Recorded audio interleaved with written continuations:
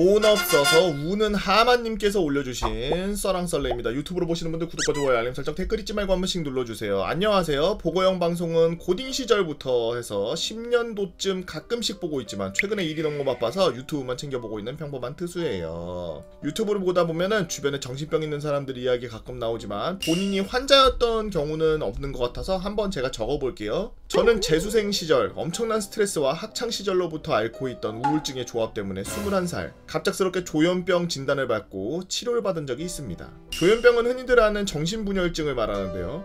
보통은 환청, 환시 등으로 잘 알려져 있지만 실제로는 과대망상이나 피해망상, 우울감 등 다양한 증상이 더 존재하죠. 그 중에 제가 21살쯤에 겪었던 증상은 환청과 불안장애였습니다. 하지만 다행히도 1년 정도 치료를 받고 나니 큰 지장이 없는 수준까지 증상이 호전되었고요. 심지어 군대도 현역으로 갔다 왔죠.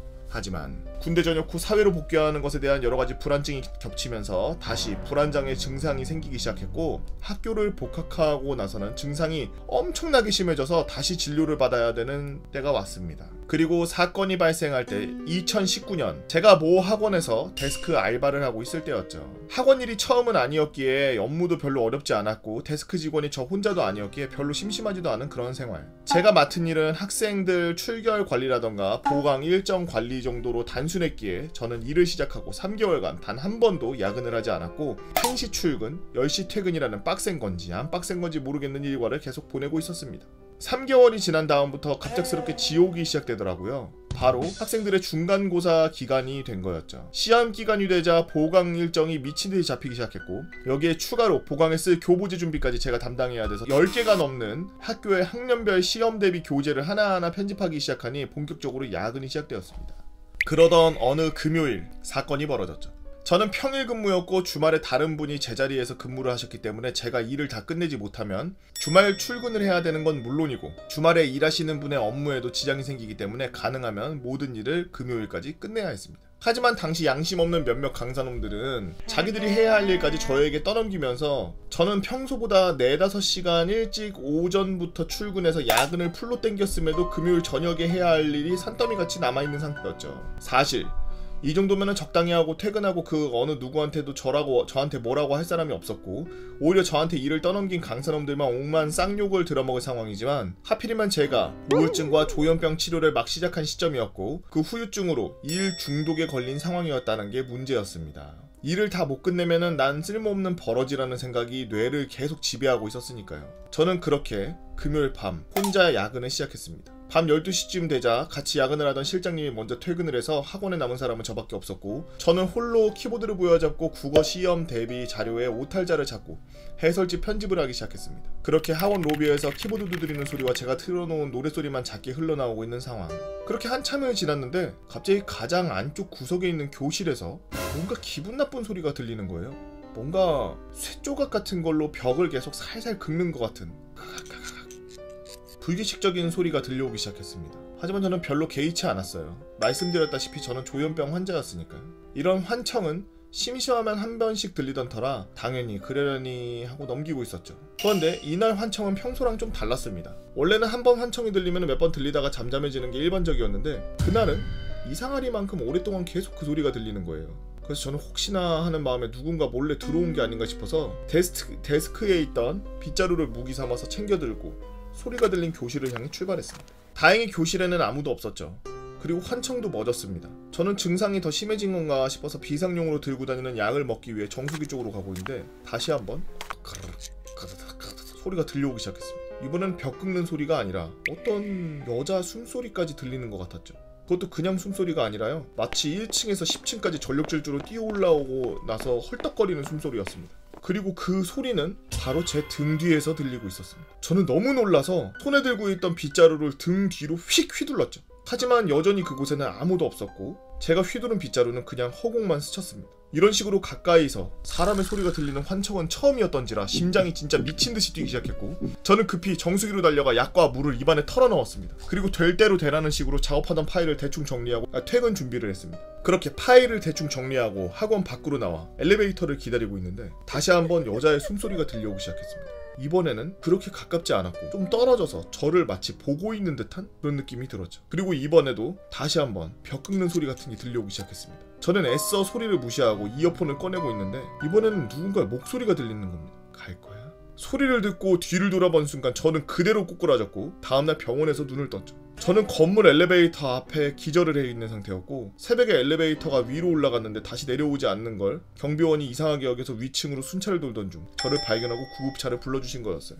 저는 과로로 인한 졸도라는 판정을 받고 퇴원할 수 있었고 학원의 건강상의 이유로 사표를 내야만 했습니다. 당연히 원장은 처음에는 책임감이 없다고 노발대발하다가 실장과 몇몇 강사들의 변호를 해준 덕분에 저한테 일을 떠넘긴 강사놈들을 응징하는 쪽으로 노선을 바꿨고 저한테는 오히려 몸조리 잘하라고 안 줘도 되는 퇴직금까지 챙겨줬죠. 근데 왜 저는 기절했냐고요? 그때 뒤를 돌아보는 순간 비상구가 하나 있었는데 살짝 열려있던 비상구 입구에 손 하나가 빠져나와서 손톱으로 벽을 긁고 있는 걸 봤어요. 그리고 문틈 그 어두운 곳에서 눈동자 하나가 저를 응시하고 있었습니다.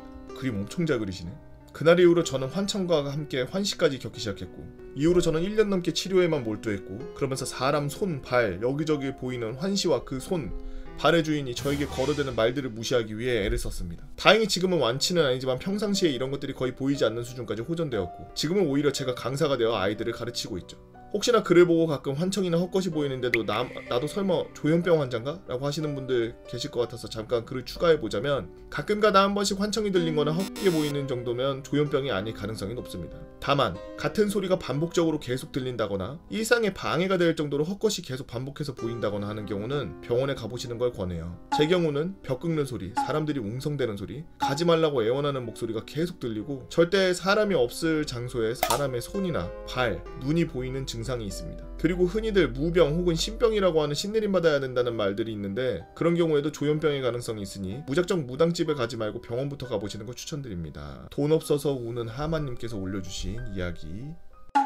저는 이 이야기에 굉장히 크게 공감하는 게 저도 어린 날에 나는 모르지만 제가 약간 병이나 이런 거에 되게 둔하거든요. 나는 모르고 있었지만 굉장히 심각한 우울증 증세를 앓고 있었고 그로 인해서 이상한 일들이 막 일어나는데 그게 그때는 그냥 제가 좀 뭐랄까 나쁜 마음을 먹어서 그런 거라고 생각했어요. 어떤 거냐면 여러분 중에서도 이런 사람이 있는지 모르겠는데 그냥 가만히 있는데 갑자기 한 대상을 향해서 욕을 해 머릿속에서. 근데 그게 귀에 들리는 것 같이 욕을 해. 그러니까 어떤 느낌이냐면 나는 그런 생각을 하고 싶지 않아. 나는 절대 이런 생각을 하고 싶지 않은데 막 머릿속에서 막 욕을 해. 막 입에 담을 수도 없는 그런 욕을 막 미친 듯이 해요. 그냥 뭐 그게 입 밖으로 나오거나 막 그런 게 아니라 그냥 머릿속에서 그게 울리는데 미칠 것 같아. 나는 그런 생각을 하기 싫거든. 그래서 막 머리를 막 떨고 막 입으로는 와 왜 이래 막 이러는데 그러는데도 머릿속으로 계속 안 좋은 생각을 하고 막 안 좋은 말을 하고 계속 그래. 막 머릿속으로 계속. 그게 불특정 다수야. 그냥 길 가고 있는 사람일 수도 있고 영화관에서 내 앞에 앉아있는 사람일 수도 있고 내 가족일 수도 있고 어떤 사람이건 상관없이 욕을 넘어서 그 사람한테 할 수 있는 가장 안 좋은 행동 같은 것들이 막 떠올라요. 그냥 막 순간적으로 그게 팝콘 터지듯이 퐁퐁퐁 막 계속 생각나고 얘기가 나오고 머릿속에서 막 생각이 나고 말을 하는데 진짜 미칠 것 같더라고. 그래서 뭐 누가 귀 옆에 와서 막 말하고 이런 게 아니라 그냥 머릿속으로 계속 그런 나쁜 생각이 막 계속 폭발적으로 계속 늘어나는 거. 그게 어느 때 많이 발현이 되냐면 제가 못 자고 스트레스 많이 받으면 그런 것들이 막 발현이 돼요. 이제는 거의 없는데 간혹 가다가 스트레스 너무 많이 받고 진짜 극도로 막 밀리면은 막 벽에 밀리듯이 그렇게 스트레스를 받으면은 지금도 그래요. 근데 그게 내가 스트레스를 풀기 위해서 그렇게 하는 행동이 아니라 그냥 갑자기 발현이 돼. 여러분들 중에서도 혹시 제 말에 공감하시는 분들이 있으면 병원 가세요.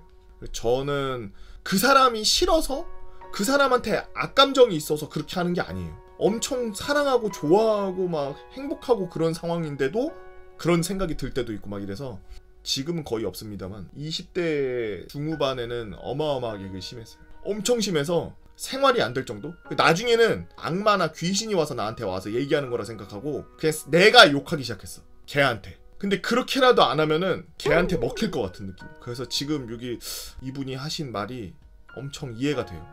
여러분도 몸이 좀 평소와 다르고 이상하다고 느끼시면 무조건 병원 가세요.